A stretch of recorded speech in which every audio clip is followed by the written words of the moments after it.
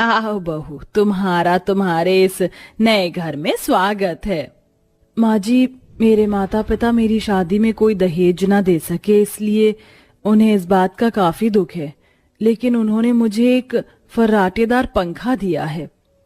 हमने तो समधन समधी जैसे पहले ही दहेज के लिए मना कर दिया था। हमें तो बस हमारे घर की लक्ष्मी चाहिए थी, जो हमें मिल चुकी है। अपनी सास शांति की बात सुन योगिता बहुत ज्यादा खुश थी और ऐसी ही रात हो जाती है और दोनों पति पत्नी उस फर्राटेदार पंखे को चलाकर आराम करते हैं। योगिता, इस पंखे में से तो बहुत ठंडी ठंडी हवा आ रही है ना? पहली बार गर्मी के मौसम में इतना सुकून मिला है। जी। सूरज और योगिता पंखे की ठंडी हवा के सामने आराम से सो जाते हैं। ऐसे ही रात से सुबह हो जाती है। आज तेरी पहली रसोई की रस्म है, तो तू बस 2 सूखी सब्जी, 1 रसेदार सब्जी, पूरी चावल और मीठे में खीर बना लेना। ठीक है माँ जी। योगिता रसोई में जाकर खाना बनाने की तैयारी में लग जाती है, लेकिन गर्मी के मारे योगिता काफी परेशान होती है। एक काम करती हूँ, अपने कमरे से पंखा ले आती हूँ और किचन में लगाकर उसे चालू कर देती हूँ। फिर आराम से पंखे की हवा में खाना बनाऊंगी। योगिता कमरे से पंखा लाकर उसे किचन में लगा देती है और अब आराम से पंखे की ठंडी ठंडी हवा में खाना बनाने लगती है। तभी उसके ससुराल में उसकी बुआ, सास और फूफा आते हैं। अरे आप लोग, हम लोग शादी में नहीं आ पाए थे ना, इसीलिए सोचा कि हम बहू की पहली रसोई की रस्मों में आ जाएं। ये तो आपने बहुत अच्छा किया। आने में कोई तकलीफ तो नहीं हुई ना? अरे नहीं नहीं, कैसी तकलीफ, बस गर्मी ने बुरा हाल कर दिया। वो तो भला हुआ आपके हॉल के पंखे का। इसकी ठंडी हवा पाकर तो इस गर्मी के मौसम से राहत मिल गई। सभी लोग हॉल में लगे पंखे के सामने सोफे पर बैठकर आराम से बातें करने लगते हैं कि तभी अचानक हॉल का पंखा चलना बंद हो जाता है। अब इस पंखे को क्या हुआ? माँ, लगता है इस बार भी ये पंखा खराब हो गया है। हे भगवान, अब हम क्या करेंगे? मुझसे तो गर्मी में रहा नहीं जाएगा। अरे बुआ, परेशान क्यों हो रही हो? योगिता दहेज में एक बहुत अच्छा फर्राटेदार पंखा लेकर आई है। मैं अभी उसे लेकर आता हूँ। सूरज किचन में जाता है और पंखा लेकर हॉल में जाने लगता है कि तभी योगिता, अरे, इस पंखे को कहाँ ले जा रहे हो?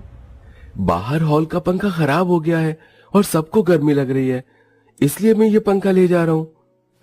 सूरज उस पंखे को ले जाकर गैलरी में लगा देता है, जिसके बाद जैसे ही वो पंखा चालू होता है तो उसकी ठंडी हवा के सामने सब झुंड बनाकर बैठ जाते हैं। वहीं दूसरी तरफ बेचारी योगिता पसीना बहाते हुए किचन में जैसे तैसे खाना बनाती है। थोड़ी देर में योगिता खाना बनाकर हॉल में आकर बैठ जाती है।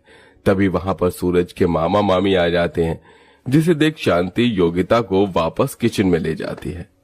बहू, एक काम कर, जाकर थोड़ा और खाना बना ले, वरना किसी का ठीक से पेट नहीं भरेगा। माँ जी, अभी तो किचन से खाना बनाकर आई हूँ, अभी तो मेरा पसीना भी नहीं सूखा है। तो बहू, तेरे पसीने सूखने के चक्कर में सबको भूखा मार दूं क्या? जा जल्दी जाकर खाना बना। बेचारी योगिता गर्मी से परेशान होकर वापस किचन में जाकर खाना बनाने लगती है और जैसे तैसे खाना बनाकर लाकर सबको परोसती है। अब सभी लोग खाना खाते हैं और फिर से पंखे की ठंडी हवा के सामने बैठ जाते हैं।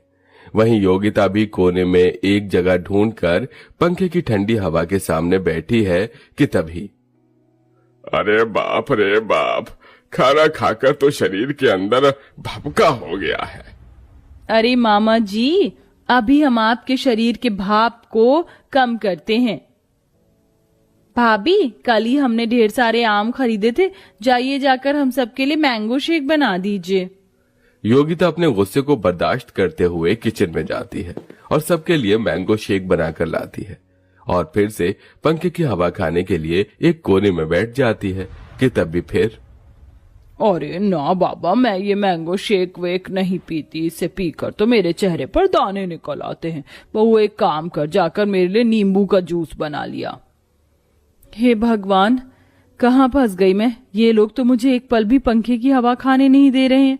मेरा बस चले तो मैं तो इनका ही जूस बना दूं। ऐसे ही योगिता का पूरा समय किचन में बीतता है और रात हो जाती है। सुबह से पंखा हॉल में ही लगा हुआ है। अब तो मुझे गर्मी बिल्कुल बर्दाश्त नहीं हो रही। जल्दी से पंखे को हमारे कमरे में लगा दीजिए। माँ, वो मैं कह रहा था कि पंखा। हाँ बेटा, पंखा तो यहीं रहेगा। आज हम सभी लोग हॉल में सोएंगे। सही कह रही तेरी माँ, बहू के मायके से कितना गजब का पंखा आया है। अब तो इस पंखे को छोड़कर कहीं जाने का मन ही नहीं करता। रिश्तेदारों की बात सुन योगिता गुस्से में कमरे में आती है। क्या हुआ योगिता? गुस्सा ना करूं तो तुम्हारे रिश्तेदारों की पूजा करूं क्या? एक तो सुबह से मेरे लाए हुए पंखे के सामने आकर ऐसे बैठ गए हैं कि मानो किसी ने जमीन पर गोंद लगा दी हो, और वो चिपक ही गए हो एक पंखे का। ससुराल तो धर्मशाला बनकर रह गया। एक काम करो, पूरे गांव को ही बुला लो। योगिता अपना सारा गुस्सा अपने पति सूरज पर निकाल देती है, जिसके बाद वो लोग जैसे तैसे करके गर्मी में सोते हैं। सुबह होते ही योगिता सबको चाय नाश्ता देकर जल्दी से पंखा चालू करके उसके सामने बैठ जाती है। अब जाकर थोड़ा सुकून मिला है। चाची चाची हमारे साथ खेलो ना। क्या अभी? हाँ चाची चलो ना, हम बाहर चलकर खेलते हैं। घर पर आए मेहमान के सभी बच्चे योगिता को बाहर धूप में ले जाते हैं और उसके साथ खेलने लगते हैं। बेचारी योगिता अपनी मजबूरी के चलते उनसे कुछ नहीं कह पाती और ऐसे ही शाम हो जाती है। सभी शाम में योगिता की ददिया सास भी आ जाती हैं। अब तो बस इस चिड़ियाघर में इन्हीं की कमी थी जो इनके आने से पूरी हो गई। ए योगिता बिटिया, जरा इधर खिसक कर बैठ जा। तू इस तरफ क्यों आ गई? जरा पीछे होकर बैठ। अरे जरा आगे होकर बैठ, मुझे हवा नहीं लग रही है। बार बार इधर से उधर होता देख योगिता को बहुत गुस्सा आता है और वो उठकर अपने कमरे में चली जाती है। और ऐसे ही कई दिन गुजर जाते हैं, लेकिन कोई भी मेहमान घर जाने का नाम ही नहीं ले रहा था। ऐसे ही एक दिन जब योगिता सभी मेहमानों को खाना परोस रही होती है तो शांति देखती है कि योगिता सिर्फ रोटी और सब्जी ही सबको दे रही है। ये सब देख शांति योगिता को किचन में ले जाती है। तू सभी मेहमानों को सिर्फ एक सब्जी और रोटी दे रही है। पूरी, पुलाव, बिरयानी ये सब कहाँ है? माँ जी, ये सब तो मैं तब बनाऊंगी ना जब घर में राशन होगा। राशन तो कब का खत्म हो गया है। 2 महीने का राशन 15 दिन में कैसे खत्म हो गया? माँ जी, जब पूरा गांव उठकर आ जाएगा तो 2 महीने का राशन 15 दिन में खत्म नहीं होगा क्या? हाँ बहू, तू ठीक कह रही है। जब से तेरे मायके से ये पंखा आया है तब से सभी मेहमान 24 घंटे इसकी हवा के सामने बैठे रहते हैं और घर जाने का तो नाम ही नहीं ले रहे हैं। लगता है अब हमें कुछ करना पड़ेगा। शांति योगिता मिलकर एक प्लान बनाते हैं। अगले दिन होते ही योगिता अपना सामान पैक करती है और अपने मायके चली जाती है। ये क्या शांति, अभी तक नाश्ता नहीं बना? हाँ, मुझे तो बहुत जोरों की भूख लगी हुई है। अरे वो बहू की पग फेरे की रस्म थी इसलिए वो मायके चली गई।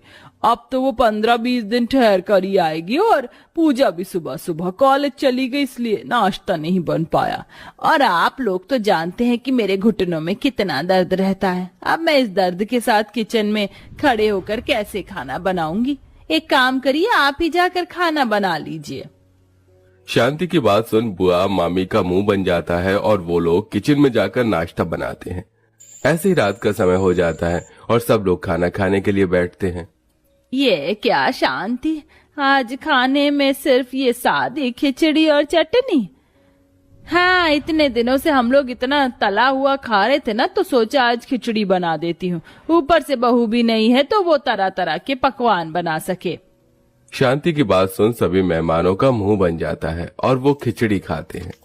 अगले दिन होते ही सभी मेहमान झुंड बनाकर फिर से पंखे के सामने बैठ जाते हैं कि तभी अचानक पंखा चलना बंद हो जाता है।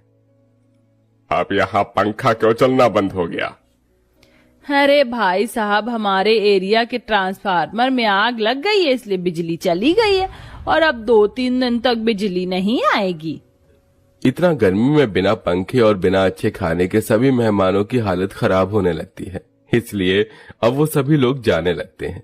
अब हम लोग चलते हैं। आप सब लोग जा रहे हैं, मुझे बिल्कुल भी अच्छा नहीं लग रहा है। कोई बात नहीं, हम फिर कभी आ जाएंगे। अभी जरा हमें अपने घर को भी तो देखना है। सभी मेहमान बहाने बनाकर अपने अपने घर चले जाते हैं, जिससे शांति बहुत खुश होती है और अगले दिन ही अपनी बहू को वापस बुला लेती है। मानना पड़ेगा माँ जी, आपका प्लान तो बड़ा ही गजब का था। और नहीं तो क्या बहू, वरना तेरा एक पंखे का ससुराल तो हमेशा हमेशा के लिए धर्मशाला ही बन जाता। शांति की बात सुन सभी लोग हंसने लगते हैं और सूरज हॉल के लिए एक नया पंखा ले आता है।